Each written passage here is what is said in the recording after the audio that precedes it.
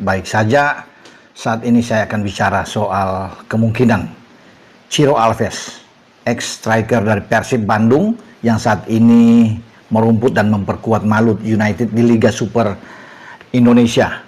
Jadi selangkah lagi dia akan menjadi warga negara Indonesia karena sedang berproses pengajuan dia sebagai warga negara Indonesia untuk dinaturalisasi karena waktu durasinya sudah cukup oke, ya dia bisa untuk masuk pada tahap selanjutnya untuk pengukuhan dia sebagai warga negara Indonesia. Ini penting bagi Ciro tentunya, walaupun usianya itu sudah masuk ke 36 saat ini, tapi dia masih gacor. Ya pasti teman-teman juga sudah tahu bagaimana dia di Persib dan sekarang di Malut juga 9 gol yang sudah ciptakan itu membuktikan bahwa dia striker yang diandalkan dan tekad dia yaitu bukan saja menjadi warga negara Indonesia karena kecintaannya terhadap Indonesia.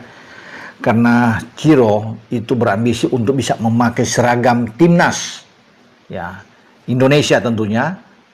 Yes, Alhamdulillah. 10 kabar bagus Timnas Indonesia di sepanjang bulan Mei tahun 2026. Skuad Garuda punya jadwal super sibuk.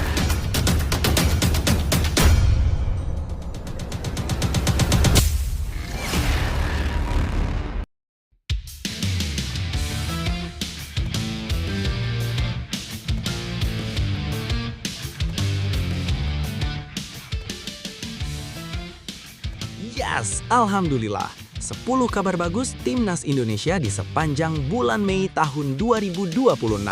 Skuad Garuda punya jadwal super sibuk. Ada juga kabar dari pelatih Timnas Indonesia, John Herdman, yang ngebet banget ingin juara Piala AFF 2026 usai gagal juara di FIFA Series kemarin. Dan satu berita lagi yang tak boleh kalian lewatkan tentang wow, mantap sekali. Ciro Alves dan David da Silva dipanggil Timnas Indonesia untuk Piala AFF 2026. Timnas Indonesia auto menggila. Ada juga kabar sangat menggembirakan datang dari FIFA untuk Indonesia. Skuad Garuda resmi gantikan Iran di Piala Dunia 2026. Benarkah begitu? Begini faktanya. Tapi, Mimin minta tolong tonton video ini sampai selesai agar tidak ada kesalahpahaman yang terjadi. Dan tak bosan-bosan juga, tolong like dan share video ini ke media sosial kalian agar semua orang tahu apa yang sedang terjadi. Seperti kita semua ketahui sebelumnya, Ciro Alves dan David da Silva berpeluang dipanggil Timnas Indonesia untuk Piala AFF 2026. Kabar mengenai peluang dua striker tajam Persib ini kembali mengemuka di tengah persiapan Timnas Indonesia menuju turnamen regional bergengsi. Isu ini mencuat seiring beredarnya surat pemanggilan pemain Super League untuk mengikuti pemusatan latihan pada akhir Mei 2026. Namun di balik harapan tersebut, ada sejumlah kendala yang membuat peluang keduanya belum sepenuhnya terbuka. Berikut ini 3 faktanya. Peluang terbuka tapi terganjal status naturalisasi. Fakta pertama, nama Ciro Alves dan David da Silva memang terus dikaitkan dengan Timnas Indonesia, terutama setelah performa konsisten mereka di kompetisi domestik. Keduanya bahkan telah mengajukan proses naturalisasi untuk menjadi warga negara Indonesia mengacu pada aturan yang berlaku. Secara administratif, mereka dinilai telah memenuhi syarat masa tinggal di Indonesia yang menjadi salah satu syarat utama dalam proses tersebut. Namun hingga saat ini, proses naturalisasi tersebut belum rampung. Situasi ini menjadi penghalang utama bagi keduanya untuk bisa segera memperkuat Timnas Indonesia. Tanpa status kewarganegaraan yang sah, peluang tampil dalam waktu dekat termasuk di ajang Piala AFF 2026 masih belum bisa diwujudkan meski secara kualitas mereka dianggap layak bersaing di lini depan. Fokus Timnas pada pemain Liga Domestik. Fakta kedua, beredarnya surat pemanggilan untuk pemusatan latihan menunjukkan arah kebijakan tim pelatih yang kini lebih memprioritaskan pemain dari kompetisi domestik. Dalam surat tersebut, 4 pemain dari Persija Jakarta yakni Witan Sulaiman, Shane Patinama, Excel Runtuhaku, dan Fajar Faturrahman mendapat undangan untuk bergabung. Langkah ini tak lepas dari status Piala AFF yang tidak masuk dalam kalender resmi FIFA. Kondisi tersebut membuat pemain yang berkarir di luar negeri tidak wajib dilepas oleh klubnya. Akibatnya, pelatih John Herdman memilih memaksimalkan potensi pemain lokal yang tersedia untuk membangun kekuatan jelang turnamen. regulasi dan waktu menjadi penentu fakta ketiga. Selain faktor teknis dan kebutuhan tim, regulasi menjadi aspek penting dalam menentukan siapa yang bisa membela timnas Indonesia.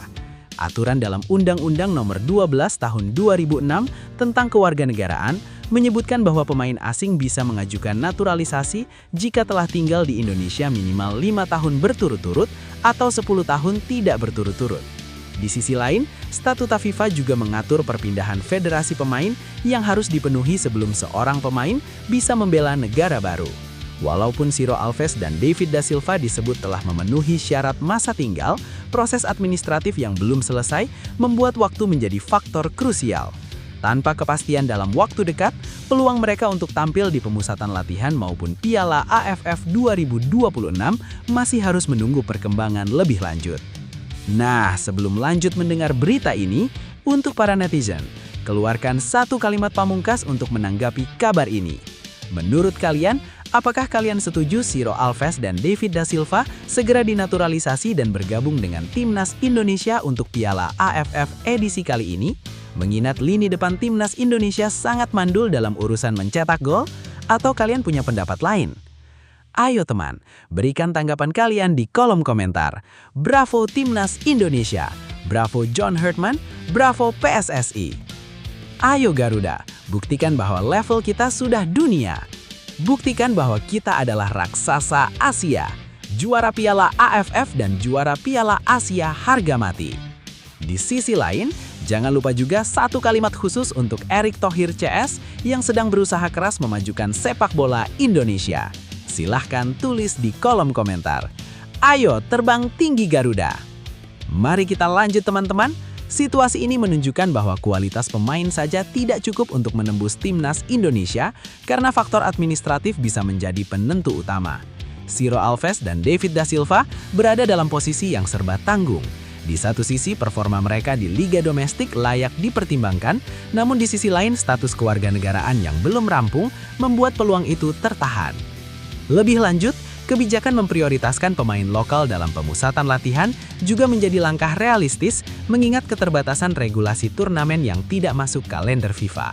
Ini memberi kesempatan bagi pemain dalam negeri untuk berkembang sekaligus membangun kekompakan tim sejak awal, meski di saat yang sama menutup peluang pemain lain yang sebenarnya punya kualitas mumpuni.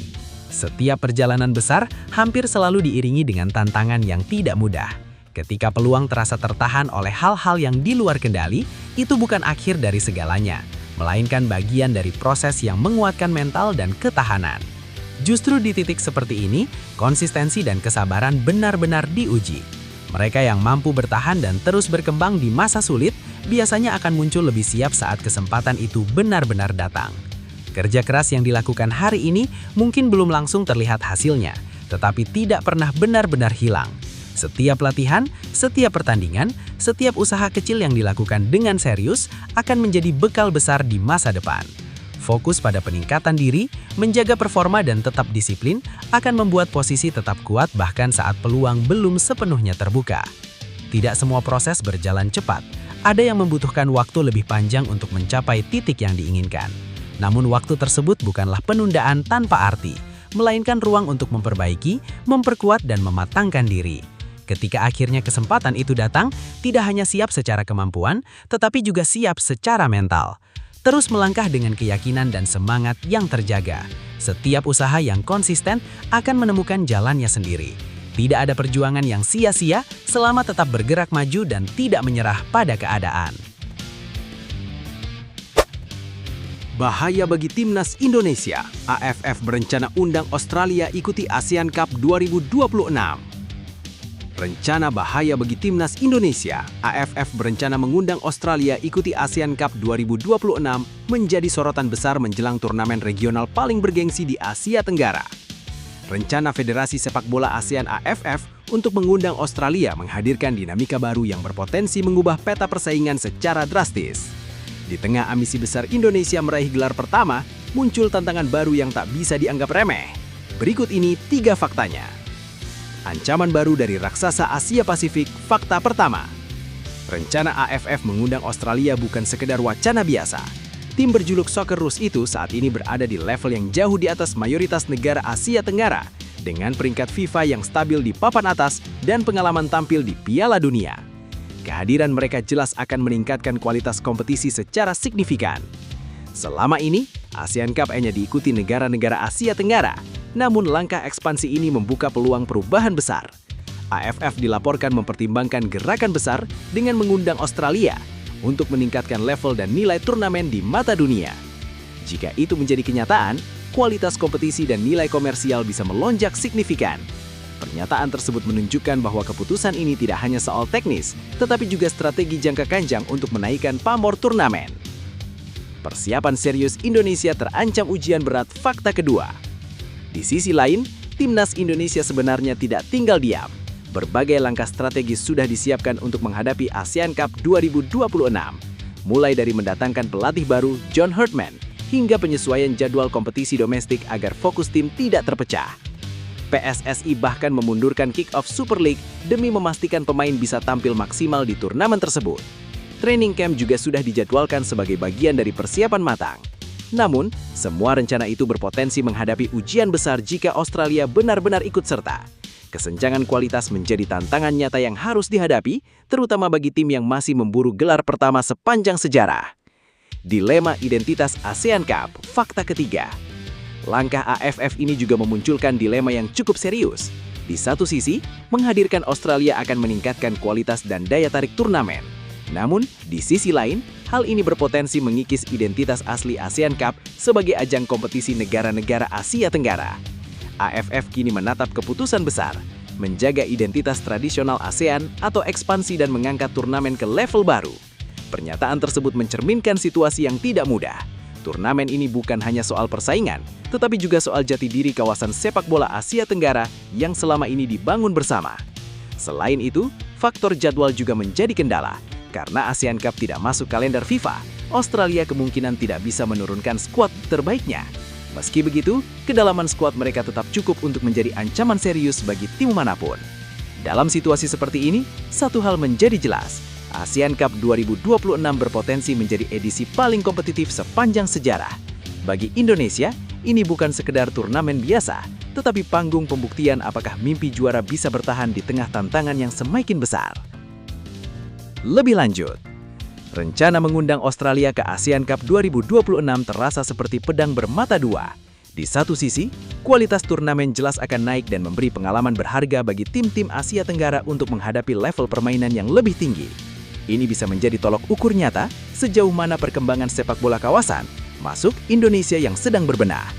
Namun, di sisi lain, kesenjangan kekuatan berpotensi membuat persaingan menjadi timpang. Turnamen yang selama ini menjadi panggung pembuktian negara Asia Tenggara bisa berubah arah dari kompetisi yang relatif seimbang menjadi ajang dominasi tim luar kawasan. Hal ini juga memunculkan kekhawatiran soal hilangnya identitas ASEAN Cup sebagai milik negara-negara Asia Tenggara. Bagi Indonesia, situasi ini justru menjadi ujian mental sekaligus momentum. Ambisi meraih gelar pertama tidak lagi hanya soal mengalahkan rival regional, tetapi juga menghadapi standar yang lebih tinggi. Jika mampu bersaing, nilai kemenangan akan jauh lebih bermakna. Jika belum, setidaknya ada pelajaran besar yang bisa mempercepat proses perkembangan tim ke level berikutnya. Tantangan besar seperti ini justru jadi momen untuk naik level. Ketika lawan semakin kuat, disitulah mental juara benar-benar ditempa. Tidak ada perjalanan ke puncak yang mudah, dan justru dari tekanan seperti inilah lahir tim yang tangguh dan berkarakter. Terus percaya pada proses, kerja keras, dan persiapan yang sudah dibangun. Setiap latihan, setiap strategi, dan setiap pengorbanan punya arti penting untuk menghadapi laga besar. Tidak perlu gentar dengan nama besar lawan, karena di lapangan yang menentukan adalah keberanian, disiplin, dan semangat pantang menyerah. Kesempatan seperti ini jarang datang. Saat level kompetisi naik, itu berarti peluang untuk membuktikan diri juga semakin besar. Tunjukkan bahwa mimpi juara bukan sekedar harapan, tetapi sesuatu yang benar-benar diperjuangkan sampai titik terakhir. Ini baru mantap. Hasil pertemuan Gianni Infantino dan Erick Thohir di Kanada. FIFA siap mendukung kemajuan sepak bola Indonesia. Pertemuan antara Gianni Infantino dan Erick Thohir di Vancouver, Kanada, bukan sekadar agenda seremonial di sela Kongres FIFA dan AFC. Momen ini menjadi ruang diskusi strategis tentang masa depan sepak bola Indonesia yang tengah berproses menuju level yang lebih matang dan kompetitif. Dalam percakapan tersebut, FIFA menunjukkan keseriusannya untuk terus terlibat dalam perkembangan sepak bola tanah air melalui berbagai bentuk kolaborasi. Dukungan ini terasa penting di tengah upaya Indonesia membangun fondasi sepak bola yang lebih kuat, modern, dan berkelanjutan. Berikut ini 3 faktanya. Fokus besar pada fondasi sepak bola nasional. Fakta pertama. Arah pembicaraan antara kedua tokoh ini menegaskan bahwa pembangunan sepak bola tidak bisa dilepaskan dari fondasi yang kokoh. Infrastruktur menjadi salah satu titik krusial yang disorot, mengingat kualitas stadion, fasilitas latihan, hingga sistem pendukung lainnya sangat menentukan perkembangan pemain dan kompetisi. Tanpa infrastruktur yang memadai, sulit bagi sebuah negara untuk bersaing secara konsisten di level internasional. Selain itu, perhatian besar juga diberikan pada pembinaan usia dini. FIFA melihat bahwa masa depan sepak bola Indonesia sangat bergantung pada bagaimana talenta muda dipersiapkan sejak awal. Kompetisi yang terstruktur dan berjenjang menjadi bagian penting dalam proses ini. Gianni Infantino menyampaikan, kami berbicara tentang pentingnya mengembangkan infrastruktur, mendukung kompetisi, dan menciptakan peluang bagi pemain muda. Ia juga menambahkan bahwa sepak bola harus mampu menyatukan komunitas sekaligus menginspirasi generasi mendatang. Sebuah visi yang menempatkan sepak bola sebagai kekuatan sosial, bukan sekedar olahraga. Apresiasi dunia untuk FIFA Series Indonesia. Fakta kedua. Dalam pertemuan tersebut, Indonesia juga mendapat pengakuan positif atas keberhasilan menyelenggarakan FIFA Series 2026. Turnamen yang diikuti beberapa negara ini berjalan dengan lancar dan menunjukkan kesiapan Indonesia dalam mengelola event internasional. Keberhasilan ini menjadi indikator bahwa Indonesia mulai naik kelas dalam hal penyelenggaraan kompetisi global. Apresiasi langsung dari Presiden FIFA menjadi bukti bahwa kerja keras selama ini tidak sia-sia. Erick Thohir mengungkapkan, bertemu dengan Presiden FIFA Gianni Infantino yang mengapresiasi FIFA Series 2026 di Indonesia yang berjalan dengan lancar dan sukses.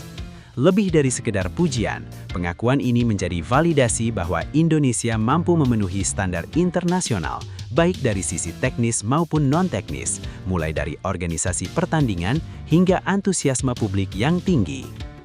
Keberhasilan ini juga memberikan dampak psikologis yang positif bagi sepak bola nasional. Kepercayaan diri meningkat, baik di kalangan federasi, pemain, maupun pendukung. Indonesia tidak lagi hanya menjadi penonton di panggung global, tetapi mulai diperhitungkan sebagai penyelenggara yang layak dan kompeten. Peluang lebih besar di panggung internasional. Fakta ketiga. Kesuksesan FIFA Series dan hubungan baik dengan FIFA membuka pintu peluang yang lebih luas bagi Indonesia. Salah satu harapan terbesar adalah kembali dipercaya menjadi tuan rumah turnamen internasional di masa depan. Ini bukan hanya soal prestis, tetapi juga tentang percepatan perkembangan sepak bola nasional melalui eksposur global. Erick Thohir menyampaikan harapannya, semoga Indonesia bisa kembali diberikan kesempatan untuk kembali menyelenggarakan kompetisi level internasional. Pernyataan ini mencerminkan visi jangka panjang PSSI untuk menjadikan Indonesia sebagai salah satu pusat kegiatan sepak bola di kawasan Asia Tenggara, bahkan Asia. Dukungan dari FIFA juga menjadi faktor penting dalam mewujudkan ambisi tersebut. Dengan adanya kolaborasi yang erat, Indonesia memiliki peluang lebih besar untuk mendapatkan akses pada program pengembangan, pendanaan, serta pendampingan teknis. Semua ini menjadi bagian dari proses panjang untuk membawa sepak bola Indonesia ke level yang lebih tinggi, tidak hanya sebagai peserta, tetapi juga sebagai pemain penting dalam ekosistem sepak bola dunia. Lebih lanjut, pertemuan antara Gianni Infantino dan Erick Thohir menunjukkan bahwa sepak bola Indonesia sedang berada di jalur yang lebih serius dan terarah. Dukungan FIFA bukan sekedar simbolis, tetapi menjadi sinyal bahwa Indonesia mulai dipandang sebagai negara yang punya potensi untuk berkembang lebih jauh jika fondasinya terus diperkuat. Fokus pada infrastruktur dan pembinaan usia dini terasa sebagai langkah yang realistis sekaligus mendesak. Selama ini banyak talenta muncul namun tidak terkelola secara maksimal karena sistem yang belum sepenuhnya matang. Ketika FIFA ikut menyoroti hal ini, artinya ada dorongan kuat agar Indonesia tidak hanya mengejar hasil instan, tetapi membangun ekosistem yang tahan lama. Apresiasi terhadap FIFA Series juga memberi gambaran bahwa Indonesia mulai mendapatkan kepercayaan di level internasional. Ini bukan hal kecil, karena kepercayaan seperti ini biasanya datang dari proses panjang dan evaluasi ketat. Jika momentum ini dijaga, peluang menjadi tuan rumah event besar bukan lagi sekedar harapan, tetapi sesuatu yang sangat mungkin dicapai. Situasi ini memperlihatkan kombinasi antara peluang besar dan tanggung jawab yang tidak ringan. Dukungan sudah ada, pengakuan mulai datang, tetapi konsistensi dalam pembenahan menjadi kunci utama. Tanpa itu, semua potensi hanya akan berhenti sebagai wacana tanpa dampak nyata. Langkah besar sedang terbuka lebar bagi sepak bola Indonesia, dan ini bukan momen untuk berjalan setengah hati. Dukungan dari FIFA adalah peluang langka yang harus dijawab dengan kerja nyata, disiplin, dan keberanian untuk berubah. Proses membangun tidak selalu cepat dan tidak selalu mudah, tetapi setiap fondasi yang diperkuat hari ini akan menentukan seberapa tinggi Indonesia bisa berdiri di masa depan. Fokus pada pembinaan usia dini, perbaikan kompetisi, dan pembangunan infrastruktur adalah investasi yang hasilnya mungkin tidak langsung terlihat, tetapi akan terasa kuat dalam jangka panjang. Kepercayaan dunia sudah mulai datang, tinggal bagaimana menjaganya agar tidak hilang. Konsistensi menjadi pembeda antara negara yang hanya sesekali bersinar dengan negara yang benar-benar berkembang. Terus bergerak, perbaiki yang kurang, dan jangan cepat puas dengan pencapaian awal. Sepak bola Indonesia punya potensi besar untuk berdiri sejajar dengan negara lain. Saat kerja keras bertemu dengan kesempatan, disitulah perubahan nyata bisa terjadi. Seperti kita semua ketahui sebelumnya, menjelang Piala AFF 2026, keputusan pelatih John Hartman memanggil hanya 7 pemain untuk training center di Jakarta memunculkan tanda tanya besar. Sejumlah nama besar justru absen dari daftar, memicu spekulasi di kalangan publik. Namun di balik keputusan itu, tersimpan strategi yang tak sesederhana yang terlihat. Ada 3 faktanya. Fakta pertama, jaminan tempat bagi pemain inti tanpa perlu seleksi ulang. Keputusan tidak memanggil Rizky Ridho, Beckham Putra hingga Jordi Amat ternyata bukan karena performa menurun atau tersingkir dari skuad. Pengamat sepak bola Roni Pangamanan mengungkap bahwa nama-nama tersebut justru sudah mengamankan tempat di skuad utama. Jadi teman-teman jangan salah dan berpikir mereka dicoret. Pemain yang sudah dilihat John Hartman di FIFA Series 2026 langsung diikutkan dalam skuad akhir Piala AFF 2026 dan FIFA Matchday Juni 2026, ujar Bung Ropan. Pernyataan ini menegaskan bahwa absennya mereka dari TC bukan bentuk pengabaian, melainkan bentuk kepercayaan penuh dari pelatih. Para pemain ini sebelumnya tampil konsisten dan impresif, sehingga tak perlu lagi membuktikan diri di tahap seleksi awal. Strategi ini juga memberi ruang bagi pemain lain untuk unjuk kemampuan tanpa harus bersaing langsung dengan pilar utama tim. Fakta kedua, TC menjadi panggung seleksi bagi pemain pelapis dan pengembangan skuad. Pemanggilan 7 pemain seperti Shane Patinama, Witan Sulaiman hingga Sadil Ramdhani menunjukkan bahwa TC kali ini lebih difokuskan pada evaluasi dan pendalaman skuad lapis kedua. Dengan tidak hadirnya pemain inti, pelatih memiliki kesempatan lebih luas untuk melihat potensi pemain lain secara lebih detail. Ini penting dalam membangun kedalaman tim, terutama menghadapi jadwal padat dan kemungkinan rotasi selama turnamen.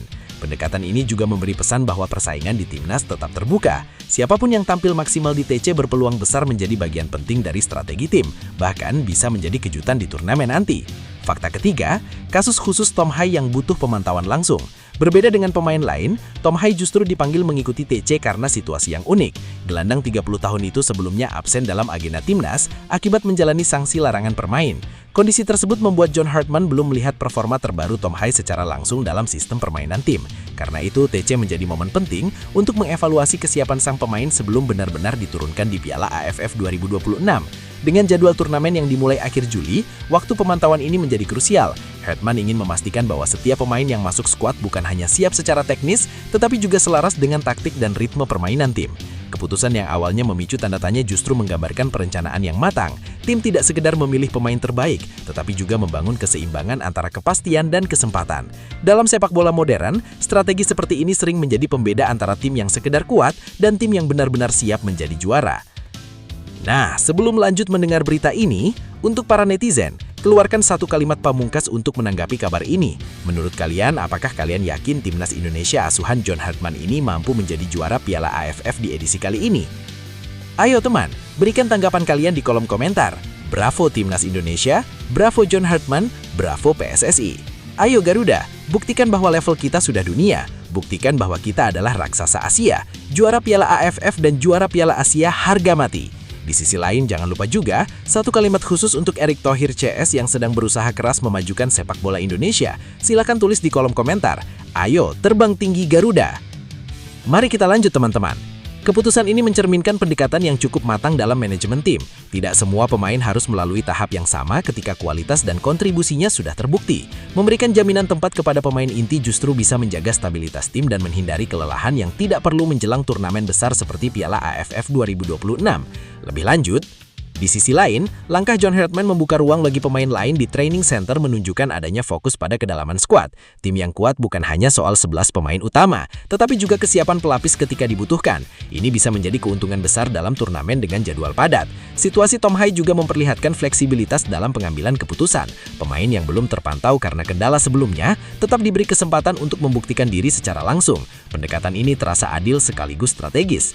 Jika semua berjalan sesuai rencana, kombinasi antara pemain inti yang sudah teruji dan pemain pelapis yang lapar pembuktian bisa menjadi fondasi kuat untuk menghadapi tekanan kompetisi.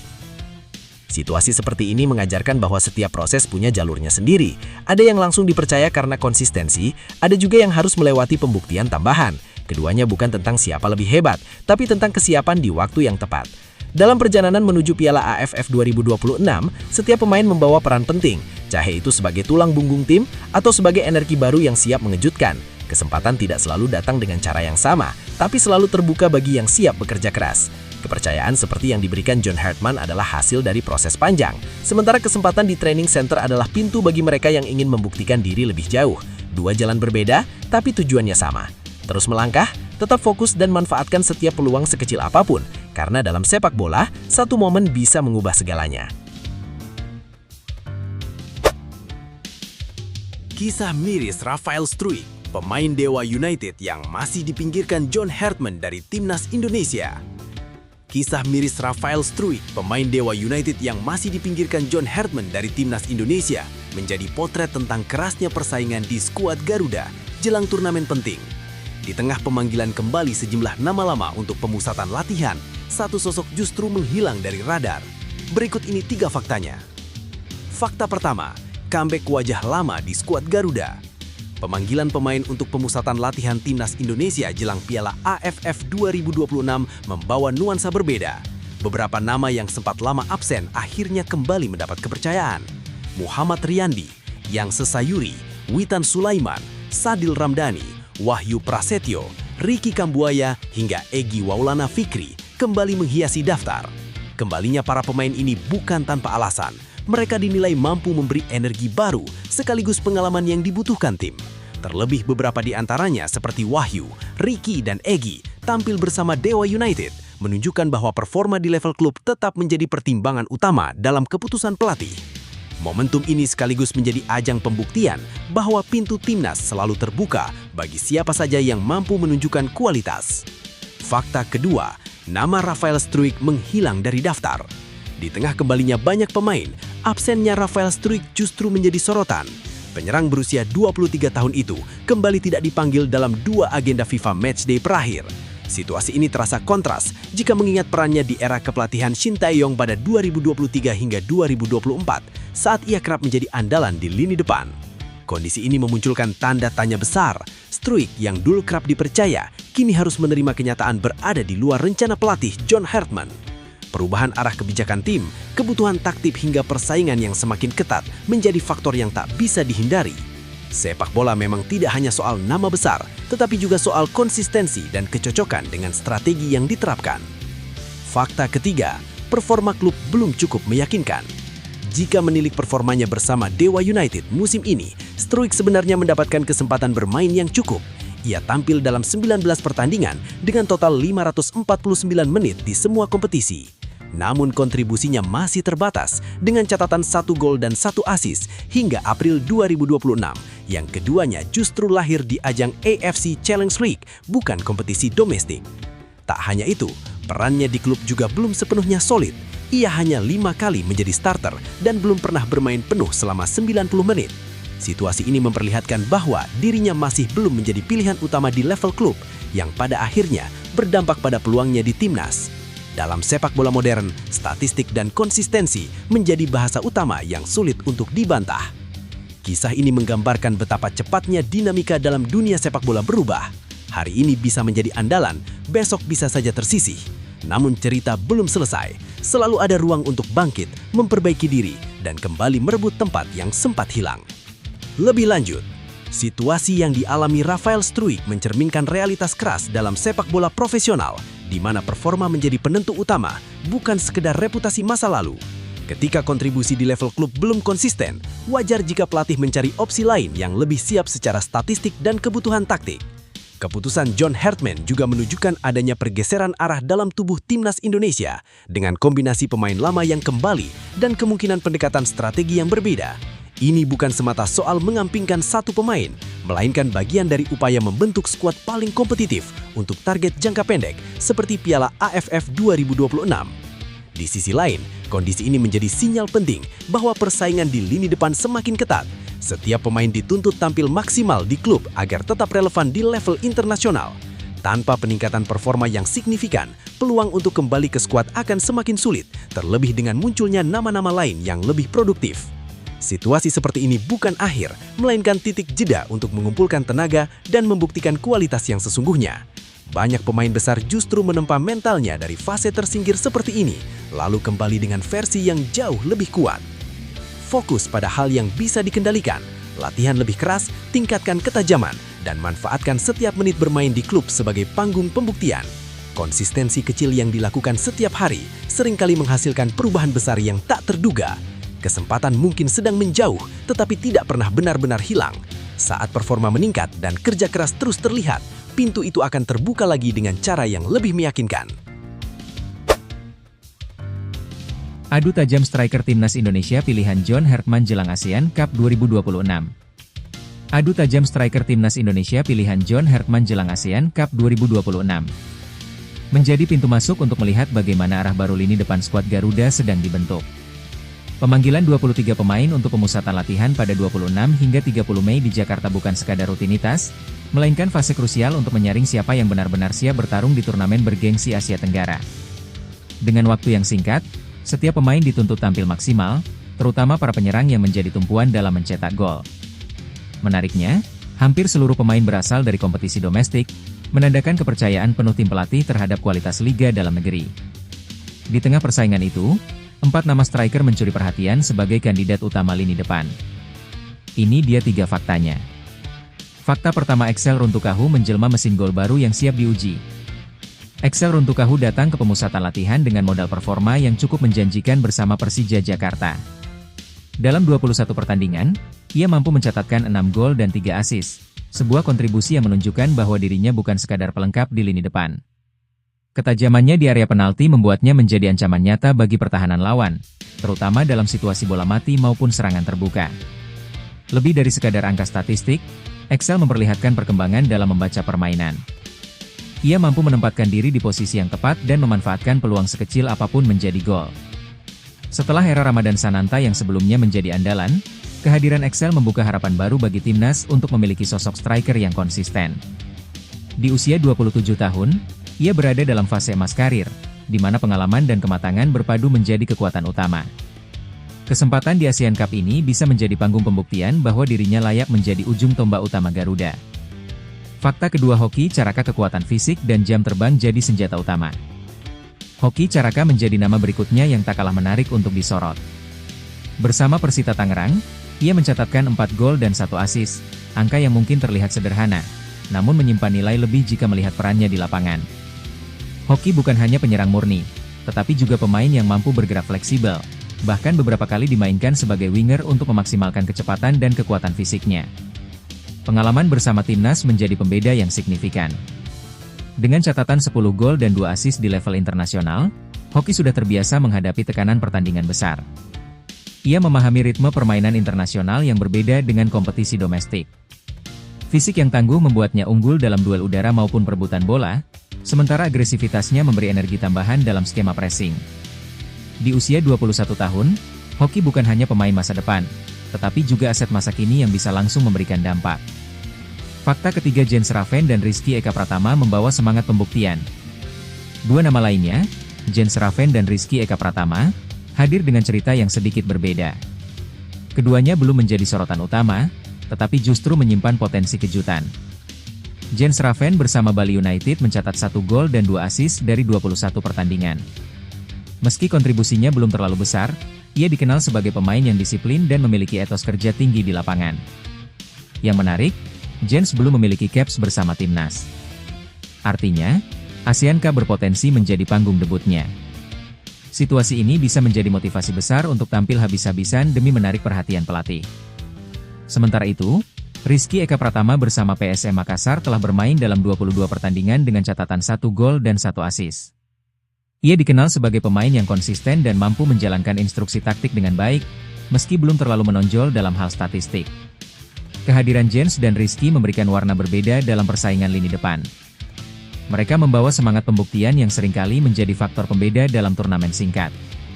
Dalam kondisi persaingan ketat, pemain yang lapar akan kesempatan justru bisa tampil lebih lepas dan mengejutkan. Pemusatan latihan yang singkat membuat setiap detik menjadi sangat berharga. John Herdman tidak hanya mencari siapa yang paling tajam, tetapi juga siapa yang paling siap secara mental dan taktik. Dengan mayoritas pemain berasal dari liga domestik, keputusan ini sekaligus menegaskan bahwa kualitas lokal tidak bisa dipandang sebelah mata. Kombinasi pemain berpengalaman dan talenta muda membuka peluang terciptanya lini serang yang lebih dinamis. ASEAN Cup 2026 bukan sekadar turnamen biasa. Ada ambisi besar yang dibawa timnas Indonesia untuk meraih trofi perdana sekaligus mematahkan dominasi Vietnam dan Thailand. Lini depan akan menjadi kunci utama dalam mewujudkan target tersebut. Dari 4 nama yang dipanggil, hanya mereka yang mampu menjawab tantangan yang akan bertahan hingga skuad final. Disitulah cerita sesungguhnya dimulai, ketika peluang kecil bisa berubah menjadi sejarah besar bagi sepak bola Indonesia. Lebih lanjut, persaingan di lini depan justru menunjukkan arah yang sehat bagi timnas Indonesia. Ketika pilihan tidak lagi bergantung pada satu nama, itu berarti kualitas mulai merata dan pelatih memiliki ruang lebih luas untuk meracik strategi. 4 striker dengan karakter berbeda memberi variasi yang bisa disesuaikan dengan kebutuhan pertandingan, baik saat menghadapi tim bertahan maupun lawan dengan tempo cepat. Namun situasi ini juga menyimpan tantangan. Minimnya waktu pemusatan latihan membuat proses adaptasi taktik menjadi tidak ideal, terutama bagi pemain yang belum memiliki pengalaman internasional. Kesalahan kecil dalam membaca permainan bisa berujung fatal di turnamen sekelas ASEAN Cup yang syarat tekanan dan gengsi. Keputusan mengandalkan mayoritas pemain liga domestik memberi pesan kuat bahwa kompetisi dalam negeri mulai dipercaya sebagai fondasi utama timnas. Ini menjadi sinyal positif bagi perkembangan sepak bola nasional, sekaligus ujian apakah kualitas tersebut benar-benar mampu bersaing di level Asia Tenggara yang semakin kompetitif. Pada akhirnya, bukan hanya soal siapa yang paling tajam, tetapi siapa yang paling siap menghadapi tekanan. Turnamen seperti ini sering dimenangkan oleh tim yang memiliki mental kuat dan efektivitas tinggi di momen krusial. Jika lini depan mampu menjawab tantangan itu, peluang untuk mematahkan dominasi lama bukan lagi sekadar harapan. Kesempatan tidak datang 2 kali dengan cara yang sama, dan momen ini adalah panggung untuk membuktikan siapa yang benar-benar siap naik level. Tekanan, persaingan, dan waktu yang sempit justru menjadi bahan bakar untuk tumbuh lebih cepat. Setiap latihan adalah peluang, setiap sentuhan bola adalah pesan bahwa kerja keras tidak pernah sia-sia. Tidak perlu menjadi yang paling sempurna, cukup menjadi yang paling berani mengambil kesempatan. Dari persaingan yang ketat, akan lahir pemain yang tidak hanya kuat secara teknik, tetapi juga tangguh secara mental. Disitulah perbedaan tercipta, antara yang sekadar hadir dan yang mampu meninggalkan jejak. Perjalanan besar selalu dimulai dari tantangan kecil yang dihadapi dengan penuh keyakinan. Terus dorong batas diri, percaya pada proses, dan buktikan bahwa mimpi besar bisa diraih oleh mereka yang tidak pernah berhenti berjuang.